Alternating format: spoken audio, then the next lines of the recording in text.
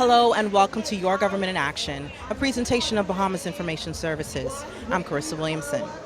Prime Minister and Minister of Finance, the Honorable Philip Davis, announced significant tax relief measures in the 2025-2026 National Budget Communication in the House of Assembly on May 28, 2025. The announcement, which includes a decrease in VAT to 5% on select items, falls under the affordability measures in the budget aimed at relieving the financial strain on Bahamian families.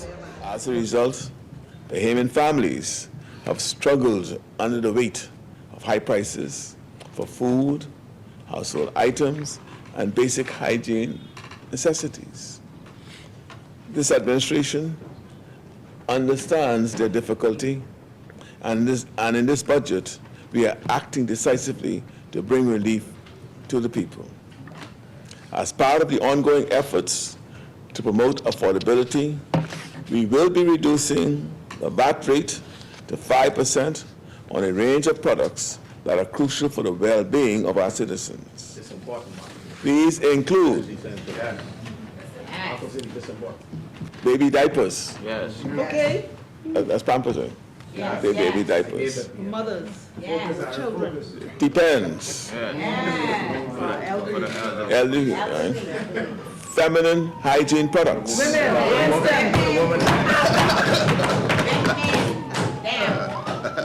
Prescription and non-prescription drugs.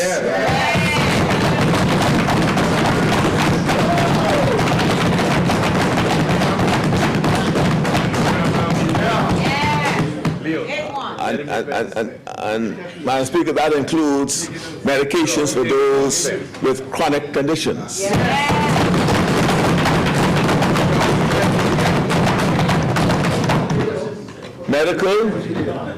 Medical and dental supplies. Yes. Medical and dental supplies.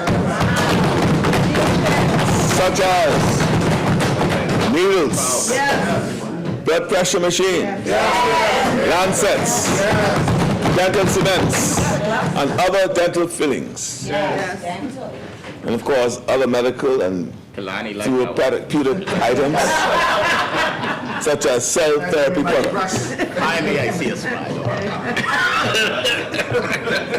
Madam Speaker, these reductions will take effect September 1st, 2025. They are aimed at ensuring that Bahamians of all ages and stages of life can access essential products without the added burden of a higher tax. Under the amended VAT Act, we are also extending VAT relief on building materials for religious institutions in recognition of their vital role in supporting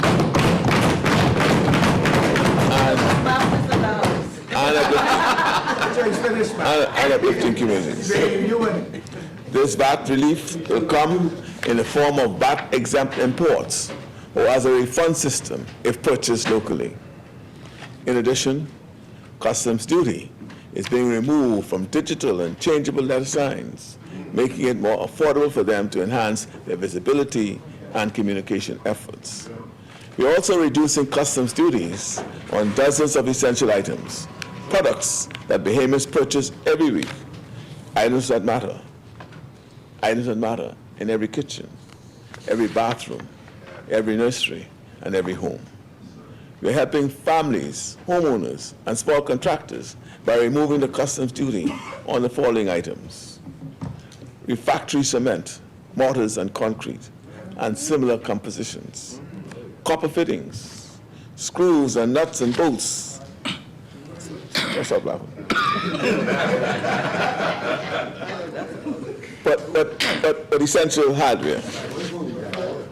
Further this, I come to that. Further this, duty on the following items is being reduced: cleaning products, electric or battery operated shavers, juice extractors, trucks weighing 20 tons and above, and filters of all kinds from water to air conditioning filters. We are also taking steps to reduce the cost of fuel sources used by numerous households. We are removing the 45% excise duty on butane fuel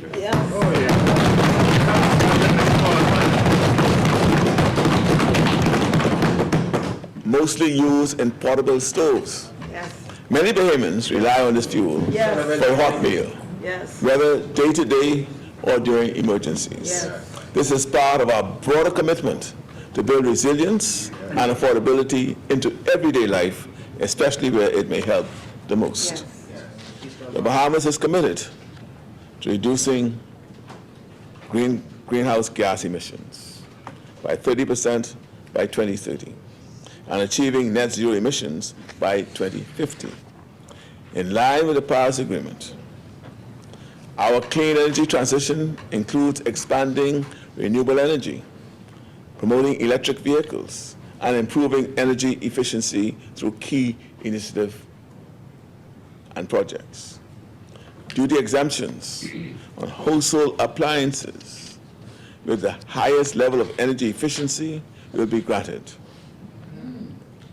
I repeat that.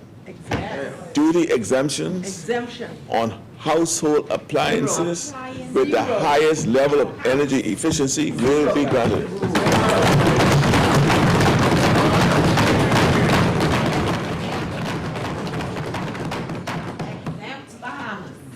Freezers, air conditioners,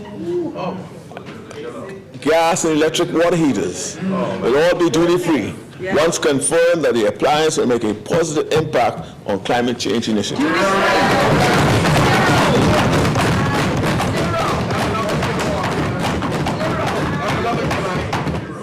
These exemptions are designed to encourage Bahamians to adopt cleaner technologies, directly contributing to our climate goals and a sustainable future for us all.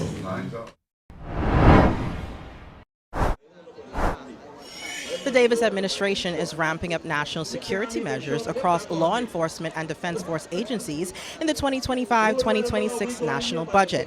The plan, presented by Prime Minister and Minister of Finance, the Honorable Philip Davis, outlines upgraded infrastructure, increased manpower, and enhanced security. We are making additional unprecedented investments in our national security during the coming fiscal year. These investments span the Royal Bahamas Police Force, the Royal Bahamas Defense Force, the Bahamas Department of Correctional Services, and other key security agencies.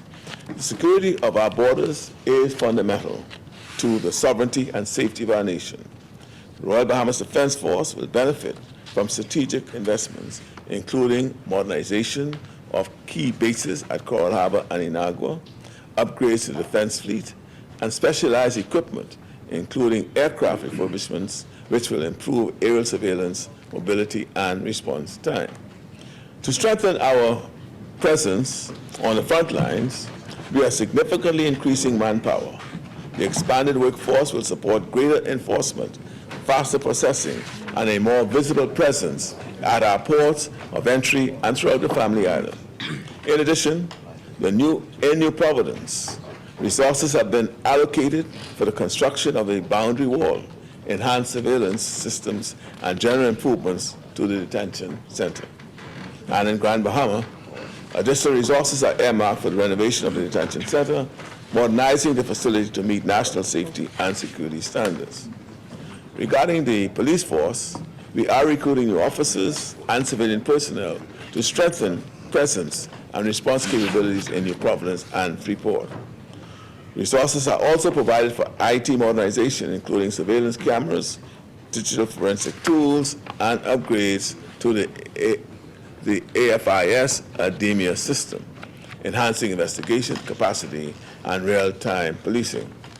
To further support public safety, the government will procure modern fire trucks, protective gear, and specialized firefighting tools, construct a new fire station through a public-private partnership, delivering critical infrastructure costs effectively, and planning for a new police headquarters to improve command operations and interagency coordination.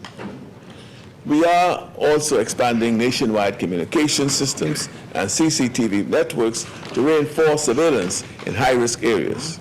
Additional technologies will be deployed to block illegal inmate communications and prevent drone deliveries into secure facilities.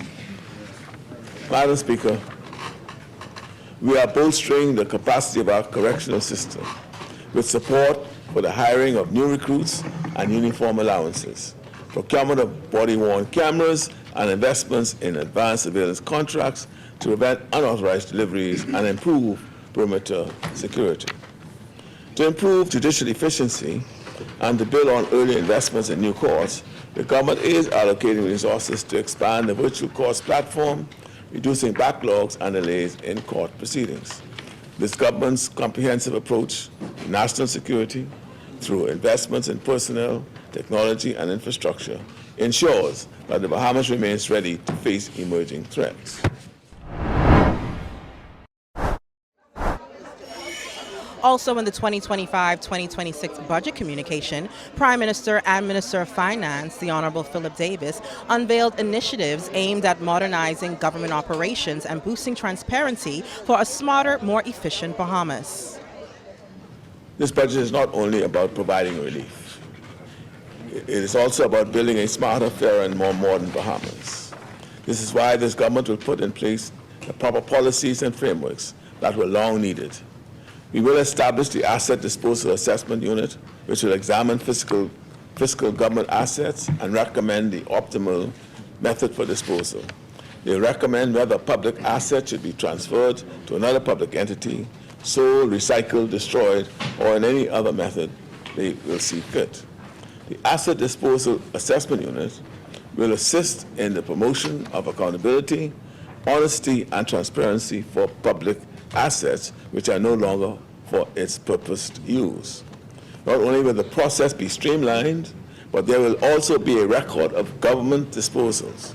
Public officers will be required to report if they have received overpayments for the disposal of non-financial government capital. For too long, certain systems have remained outdated with inefficiencies that frustrate Bahamians and drain public resources. In this budget, we are taking meaningful steps to modernize how government works, how it taxes, and how it charges, and how it serves. When it comes to real property tax, fairness is our guiding principle.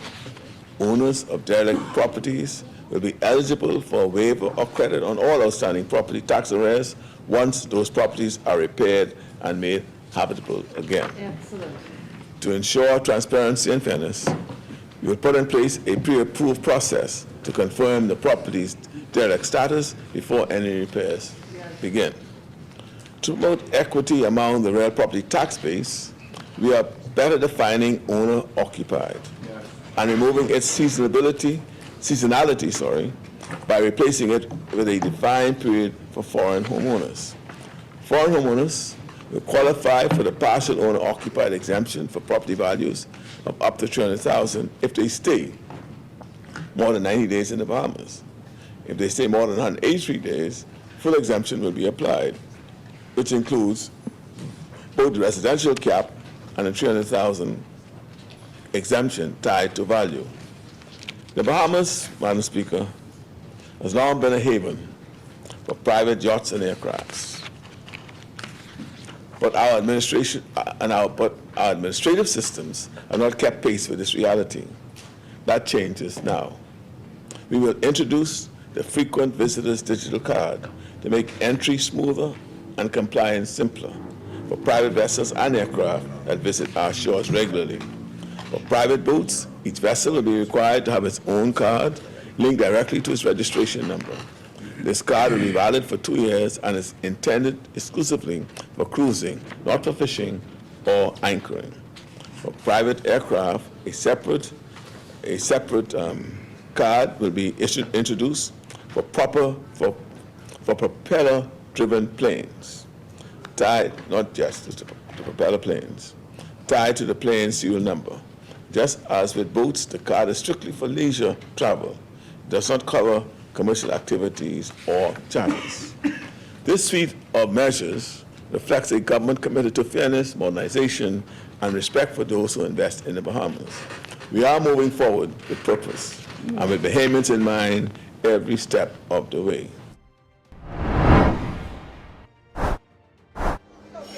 More of Your Government in Action when we return.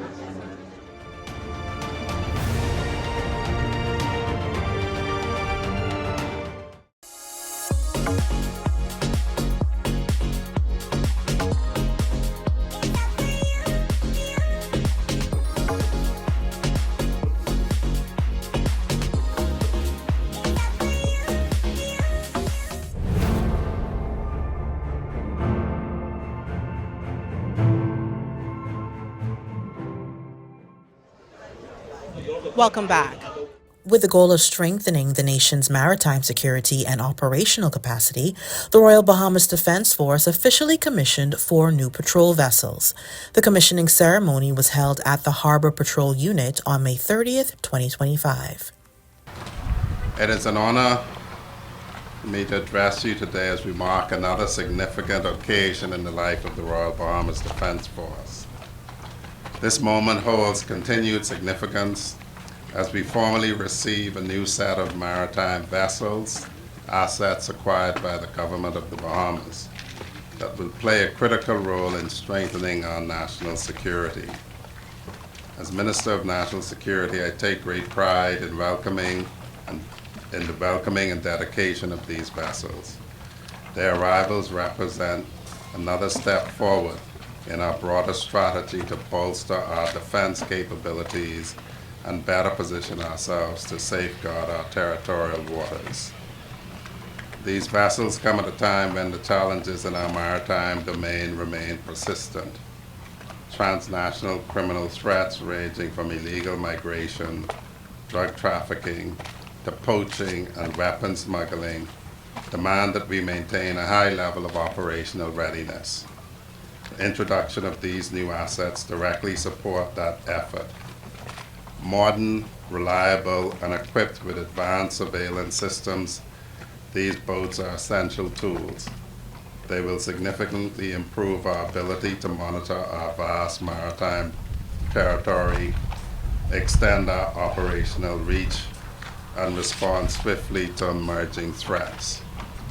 Their presence on the water serves not only as an enforcement mechanism, but also as a visible deterrent to those who seek to undermine our national security. This dedication is also evidence of our government's continued focus on prioritizing maritime security. The investment made in these vessels speaks to a clear policy direction, one that recognizes the importance of equipping our defense force with current and capable resources to carry out their missions effectively. I'd like to add at this point that the government has sought fit to increase the Defense Force capital budget by 82% this budget period. From an engineering standpoint, the design and build quality of these vessels reflect international standards. These 41-foot platforms have been reliable in past deployments.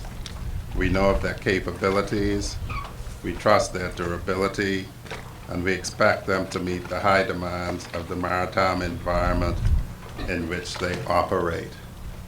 I would at this point like to thank Safe Boats, the manufacturer of this platform, who also supply platforms to the Royal Bahamas Police Force. Their reliability in construction and performance is why we continue to patronize them. Yet, this is not only about acquiring new hardware. These vessels represent a broader commitment to institutional growth. As we receive new equipment, we must also continue building the human and structural capacity needed to support and sustain them. Today's ceremony heralds a significant advancement in our ability to safeguard the Bahamas' sovereignty at sea. We gather at the Royal Bahamas Defense Force's Harbor Patrol Unit to witness a true rite of passage for the Bahamas' maritime domain awareness, protection, and domination. A ceremony dedicating 4 state-of-the-art safe boats into service for our nation's first line of defense, the Royal Bahamas Defense Force. In January 2024, the government of the Bahamas entrusted Safe Boats International with an order for 4 vessels, custom configured for our archipelago. 2 arrived in February, and just weeks ago, the final pair joined our fleet. As we officially launch the careers of P-50, P-51, P-52, and P-53, we celebrate more than steel and engines. We honor our commitment to excellence and their transformation from assets into guardians of our seas. Each boat, all 41 feet in length and driven by four 400 horsepower Mercury engines, achieves a cruising speed of 40 knots and a range capable of voyaging from Nassau to Inagua without refueling, a testament to their role as rapid response platforms. At an aggregate cost of just over US $4.6 million, this package includes bespoke Ford support trucks, custom trailers, and all mission essential accoutrements. Their lean, small crew design ensures that when duty calls, they can be outfitted and launched with unmatched speed and precision. Our nation faces evolving threats from sophisticated transnational networks that exploit our maritime boundaries and undermine regional stability. Countering these dangers demands three pillars: expertly trained crews, cutting-edge technology, and steadfast vessels. By dedicating these safe boats today, we consecrate instruments of national defense that will patrol our exclusive economic zone, interdict illicit activity, and rush to the aid of those in peril at sea. These new boats will significantly enhance the RBDF's operational reach, featuring advanced navigation systems, superior communications, and exceptional maneuverability capabilities that will improve response time and effectiveness across our islands. The Ministry of Health and Wellness kicked off its third annual Disaster Preparedness and Health Expo, bringing together key stakeholders and agencies to promote public health, safety, and resilience ahead of the upcoming hurricane season. The expo took place at the Ministry on May 30th, 2025. Building national resilience requires a total society approach. It demands active participation from health professionals, community leaders, private sector partners, schools, faith-based organizations, and individual citizens. That is why an event like this one is so important for the country. It brings us together as stakeholders to share knowledge, promote readiness, build community engagement, and partnership with private sector groups with government. I know the last time I was here, the EMT did, what do you call it again, Dr. Brennan, y'all did a demonstration. Is that going to be a part of it again this year? Or you shake your head or that what? But anyhow, last time it was really exciting because I think you demonstrated a real life event that requires EMS, and I thought it was very, very informative for our students. Ladies and gentlemen, I want to extend my appreciation to our healthcare team today for conducting the health screenings that will provide proper management of physical and mental well-being for those who are present at this event. In the face of a disaster, having good health and having your health under control is paramount. It's important because in the brink of the storm, it's very, very stressful on the body, and so I'm encouraging everyone to the sound of my voice from Inagua all the way to Grand Key, that as we approach the hurricane season, it's important for you to go to the clinic, to make sure that you assess for all of my patients who have chronic non-communicable diseases, hypertension, diabetes, cardiovascular disease. You need to be assessed. You need to make sure you have your medication readily available, because during the storm, it's stressful, but you don't know what's going to happen in the aftermath, and so you need to be prepared. We always try to encourage our patients to have their medication secured in a proper plastic container, so in the event that there's any surge or flooding, the medications will still be usable, and to make sure that you are in close contact with healthcare professionals. I also want to take this opportunity to recognize all of our nurses throughout the Commonwealth of the Bahamas as you celebrate Nurses Month. You know, nurses are the backbone of our healthcare system, and I've come to the realization that without nurses, the healthcare system cannot function effectively. That's a fact. I know when I was bedridden with COVID-19, and a nurse came to my bedside, it was a breath of fresh air. And I want to join in with the chorus in congratulating all the nurses, both in the private and public sector, for going beyond the call of duty and acting as angels as you issue these gifts of love. I also want to recognize Ms. Cumberbatch and her entire team who put this event together in collaboration with Minister Lundy's team, and I see it's growing by leaps and bounds.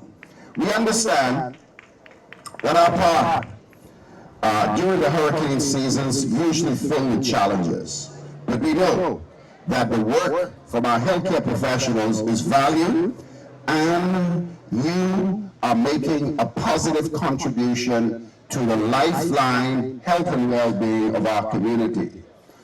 It is both an honor and a duty to stand before you today on behalf of the Disaster Risk Management Authority as we mark this pivotal moment during Disaster Awareness Month. Let me begin by expressing our deepest gratitude to Minister Darwell, to the Ministry of Health and Wellness, and to Nurse Cumberbatch, not only for organizing this third annual Disaster Preparedness Expo, but for consistently demonstrating leadership in safeguarding the health, safety, and lives of our people.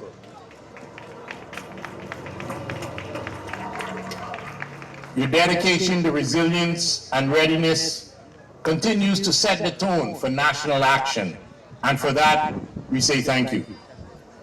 This year's theme, Every Day Counts, Act for Resilience Today, reminds us that disaster preparedness isn't seasonal. It's a daily commitment, and it must be a shared commitment.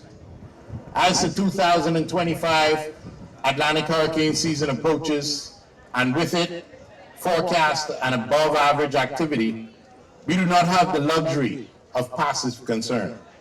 Every day between now and the peak of the season is a day to prepare, to strengthen, and to build trust across sectors and communities. At the Disaster Risk Management Authority, we have taken this charge seriously, guided by a whole of government, whole of country, and whole of community approach. We have been working with our partners to reinforce emergency operations and national response plans, evaluate and bolster shelter readiness, engage local communities with updated hazard awareness campaigns, and coordinate supply chains and first response systems across all islands. But none of this happens in isolation. Preparedness is a partnership. And so today, I want to take a moment to recognize and thank each of you, our first responders, our health professionals, our NGOs, community leaders, utility providers, educators, media, and private sector allies. Your presence here today is not ceremonial, it is strategic, and it is also essential.